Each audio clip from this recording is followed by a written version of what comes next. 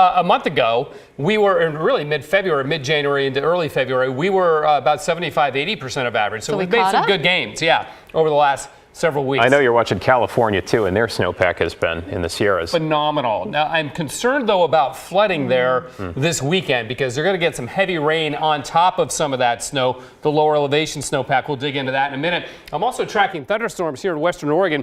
Really beautiful and dramatic sky looking west from our sky cam at the Reserve Golf Course in Washington County. Had some pretty good thunderstorms roll through western Washington County. Only 45 degrees, east wind feeding into the base of those storms. Look at this cell. This is shot by Rick Chermach down near Silverton at 3:20 this afternoon.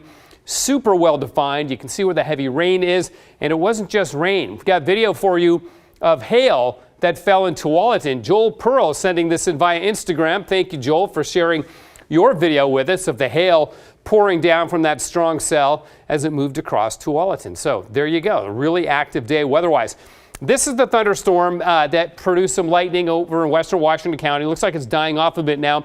But anybody, if you're up in, say, Timber or Jewel or Vernonia, this is headed your way. And notice it doesn't take much elevation for it to just turn into a snow shower. And that's what's happening over the Coast Range right now. Then we have this other cell cruising across the West Hills right now. That one never produced any lightning, but it did produce pretty good downpour. And there's a new one now just south of McMinnville. So you folks in McMinnville, Newburgh, the rest of Yamhill County, Wine Country, Carlton, Amity, look out for that one. That may yet produce some lightning or some hail and certainly some downpours. So very active weather rolling through western Oregon right now. It's all rolling around this area of low pressure. In fact, the jet stream's kind of doing this still. Not kind of, it is doing this still. And then aimed into California, which is why they're getting so much heavy snow in the Sierra. And then we have these smaller scale features that roll around within this broad scale pattern of cool, wet weather. And that's what we're seeing happening right now. That's why we're getting these thunderstorms. This little system, the small scale feature, today happened to coincide with our time of peak heating. Now that we're into March, the sun angle is higher, we're getting more solar heating, so that helps those showers and thunderstorms get going. There's been high pressure to our west here, and that's blocked up the entire hemispheric weather pattern, and that's why we've maintained this cold pattern with air coming down in storms from the north. That's about to change later this week, and with that change, we're going to see an atmospheric river take aim at California, and that's why I'm concerned about flooding down there because yeah, the snowpack they have is fantastic, but it's come with really cold weather. They had snow at Disneyland, really low snow levels for California.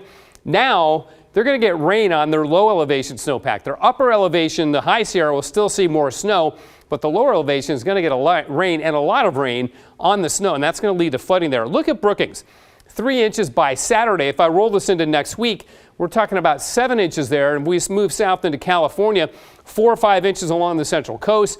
8 inches liquid in Mammoth. Most of that will be snow, but still you get the point here. A lot more water coming towards California, and I am concerned about flooding down that way. And the snowpack, we have another 3 feet between now and the next week or so on Mount Hood. So all systems go with our mountain snowpack in the Cascades. 46 right now in Portland, freezing level 3,200 feet. We'll see the thunderstorms end tonight. A couple showers are possible, and then sun and showers tomorrow. If the showers happen early enough in the morning, those lows around 34, then we might see some snow in the valley, but no accumulations. Highs are around 50 the next few days. Daylight saving time resumes Sunday morning. And look at that, 55 on Monday with rain. We're back after this.